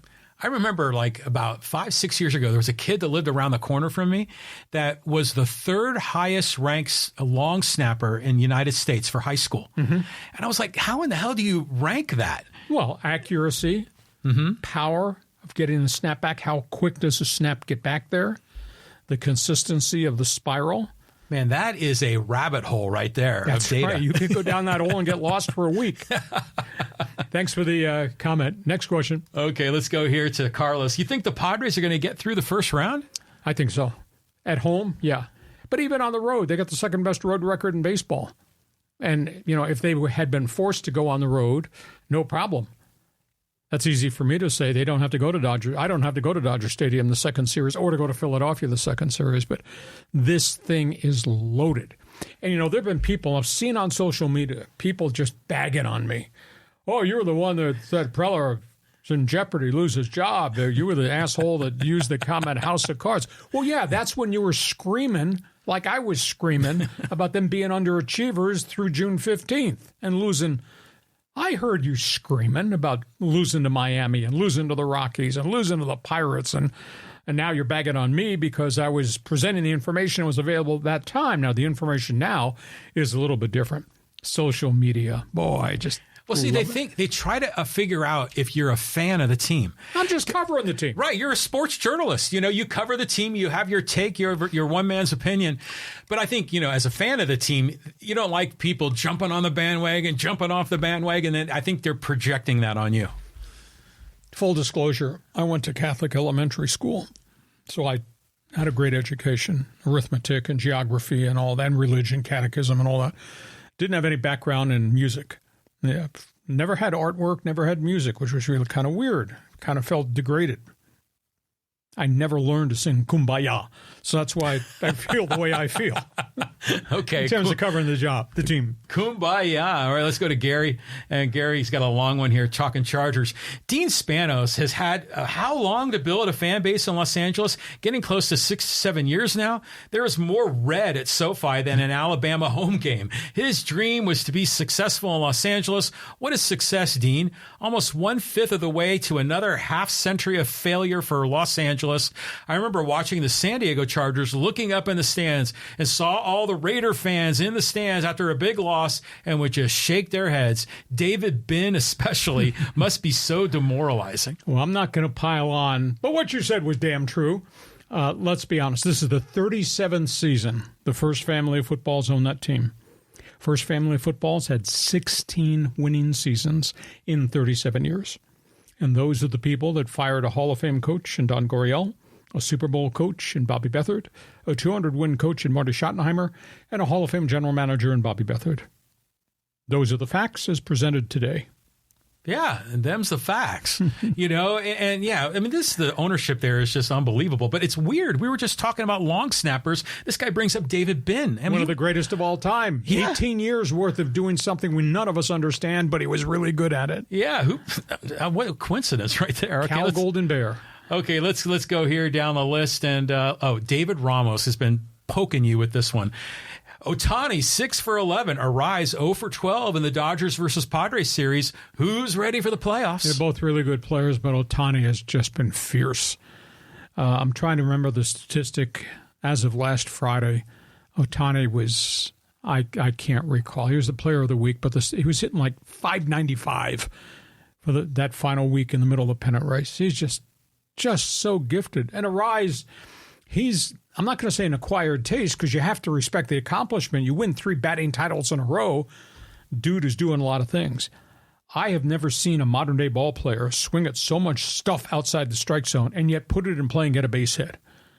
I joked with John. I said, do you know there's 3 area codes in San Diego where we live?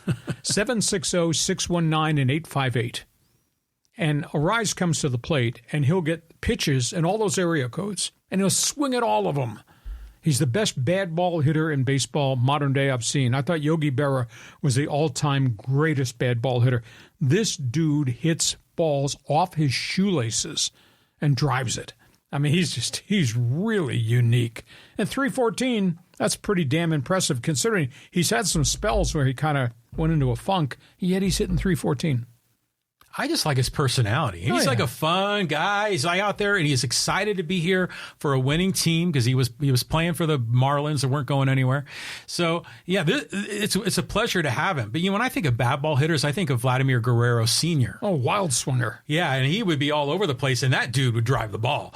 But Arias is just kind of like a unicorn. He's like this unusual thing we haven't seen. It's not exactly Tony Gwynn, probably more like Rod Carew. Yeah, he acts in a batter's box like he drank too much coffee too. Yeah, exactly. he's amazing. And here's the closing aspect of that conversation. AJ Preller got him from Miami and got Miami to pay his whole salary this year. Executive of the year, man. That's him, AJ That's Preller. Amazing. Now, next year, they're going to have to pay $10 million to keep him. But I think Hosmer comes off the payroll, doesn't he? Exactly. So they'll be able to move some things around. Okay, next question. Okay, let's actually, John had an NBA comment. He says, when the NBA auctioned the Clippers to Steve Ballmer for $2 billion, Dean's eyes rolled like slot machines. His idea was to move the team and score a payday. His family is in construction and can't build anything more than slum apartments and strip malls. Well, you can denigrate them if you want. I'll sign that memo. At the end of the day, they've had one Super Bowl team and have hardly had any playoff teams. And like I say, 16 winning seasons in year 37. They're not the Rooneys.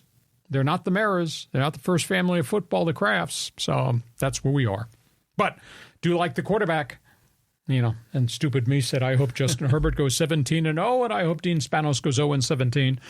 I have a right to say what I want in my old podcast, and that's what I feel. Well, you said earlier, organizations win or lose. Yeah. And so that's why you see the consistency of failure here. I mean, it goes right to the top of the hierarchy chart. But you can go through bad cycles. As great as Bob Kraft was in New England, they're in the midst of a bad cycle right now. Post Bill Belichick, is going to take them some time. That happens to lots of places. But great organizations work their way through it and get out of it. I'm such a huge believer in the way the Rooneys do their business in Pittsburgh. Their standard of drafting, developing, and coaching. Hell, they've had 3 coaches since 1968. Chuck Noll. Think about that. That's nuts. I mean, that doesn't exist anywhere.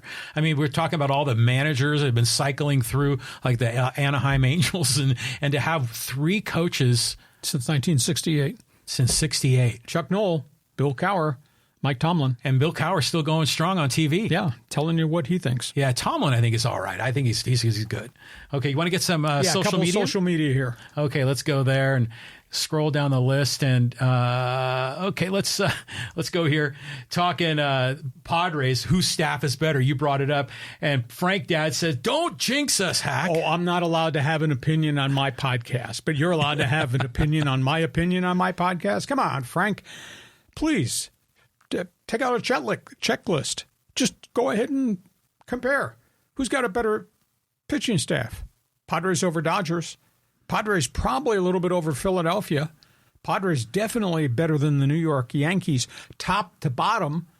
And the Padres batting order is pretty good. And the Padres bench bunch is pretty good. When you say don't jinx them, I'm just giving you the facts.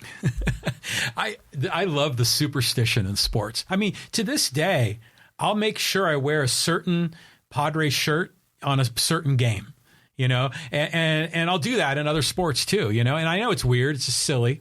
But, it makes you think you're somehow involved in the win or the loss.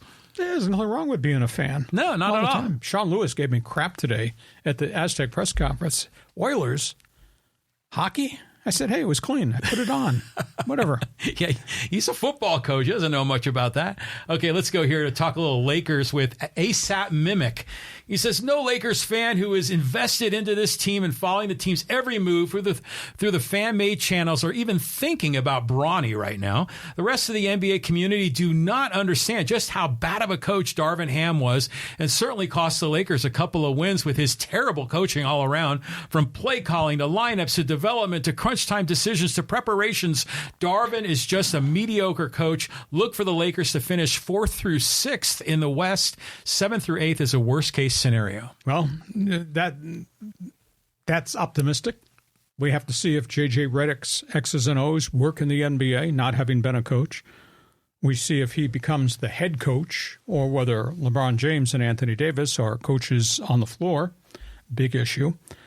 Bronny James, that's wasted conversation. Well, I mean, why would we be concerned about the 15th guy under contract and what he's going to contribute to a team that's got to get to the playoffs? That's a little far-fetched to me. The bigger storyline is Dalton Knecht really the deal. If he can hit threes, and he did in the summer league once he got his feet underneath him, he played really well in the NBA summer league. If Knecht is the real deal, now suddenly that team looks very different. They're gonna run the ball. They're gonna push the tempo. They are gonna shoot a lot more threes. That should help Austin Reeves. Can D'Angelo Russell be Mr. Consistency, or will he continue to be hot and cold? And I quoted the statistic on Rui Hachimura. Even though he's not a stud as it relates to him a star, they were 21-8 when he was a starting power forward. So if they can find a mix for Rui to be part of, and he's consistent and connect to hit, and they can push the tempo and hit threes, then it's just not on AD and King James to carry the thing. So a lot of questions there have to be answered going forward when they open their camp in the next week. Whenever you're wondering about LA coaches, you have to think about LeBron. It's like LeBron really the coach, and it makes you wonder if there were differences of opinion in the locker room when they're drawing up game plans between Ham and LeBron, and then potentially with J.J. Redick and LeBron, even though those two guys are buddies. So I don't know what to expect from J.J. Redick. It has to come from the players, though, on the floor. They got to respect the coach. Coach has to know what he's doing. But it's got to come from the players have to execute, and that means players 4 through 10 have to be able to contribute and be consistent and hopefully not get hurt, which has been part of the Lakers' problems too. So fascinating list of questions to talk about going, and we're going to talk more about it as we roll into the month of October. Okay, we've got to talk about Dave Roberts, okay? You have time for that? Go ahead. Okay, let's get Dave Roberts' commentary, because there is so much talk on social media about this. And let's go here. The big question is, who's going to be the better manager in the playoffs? Roberts has been horrible in the postseason. Padres may have the edge. Oh, I think they do. I mean, we got all these 90 wins for Mike Shildt in St. Louis and now in San Diego without the star-studded superstar talent that the Dodgers have. Dave obviously has been critiqued, and rightfully so, although maybe it's not all his decision about who pitches, who doesn't pitches, who's first out of the bullpen, what matchup must we have. We're talking about postseason playoffs because that's where they've fallen short. And you go back and look at the usage of Urias in the bullpen coming out of the rotation, or asking Kershaw to throw out of the bullpen, or obviously before that, the multiple times they overused Joe Kelly. Those all came from the manager, but did they come from upstairs on the analytics sheet that they sent down that said, we recommend this, this, this? I don't have the direct answer to that. But yeah, I also tend to think the Dodgers, and John and I talked about this last Friday, I think they're a little bit passive. You don't see a hell of a lot of bunts. You don't see a lot of hit and runs with the Dodgers. It's like, well, just hang around, get to the top of the batting order, and they'll put it in the seats.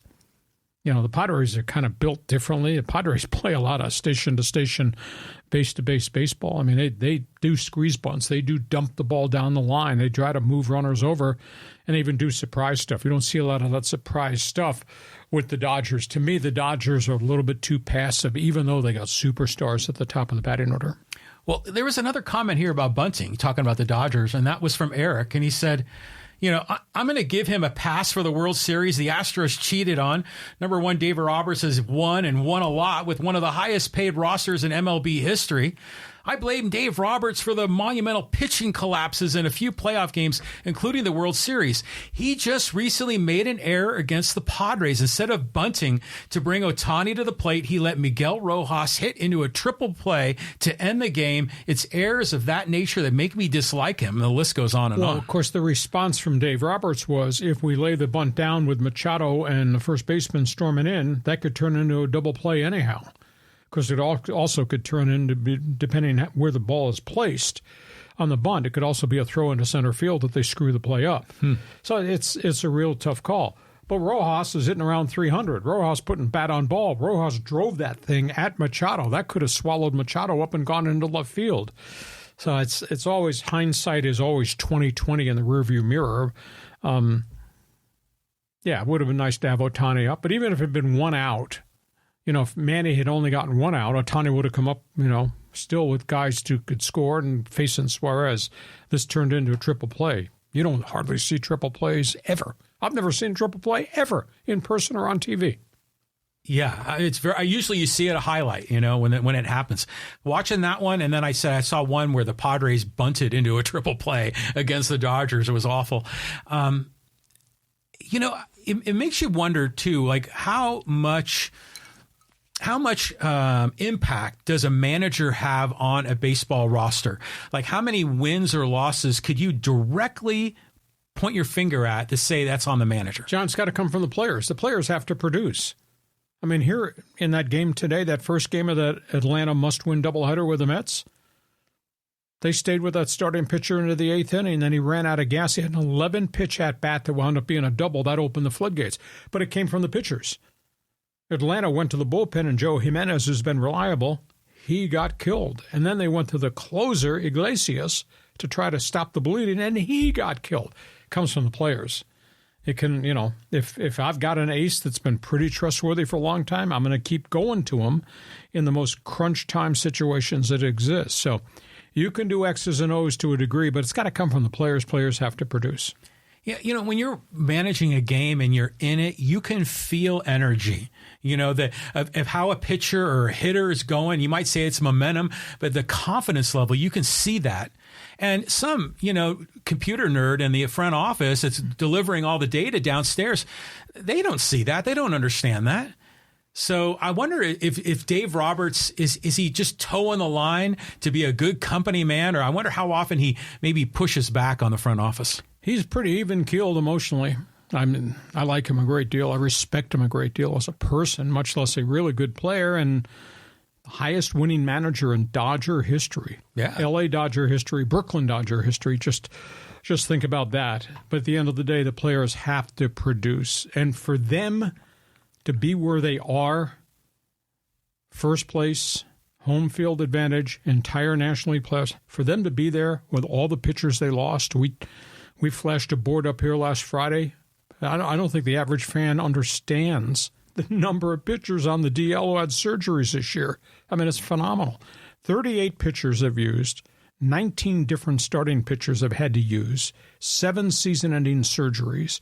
And that doesn't include Glasnow and the other guys that are just gone because they've not been able to stay healthy, not having surgery, but aren't pitching right now. For them to be in first place with that set of statistics, that's pretty impressive. And I also think there's an intangible. Dave Roberts, and I'm not been in that clubhouse. I don't, if there was our team here, I'd probably have a much better feel for it.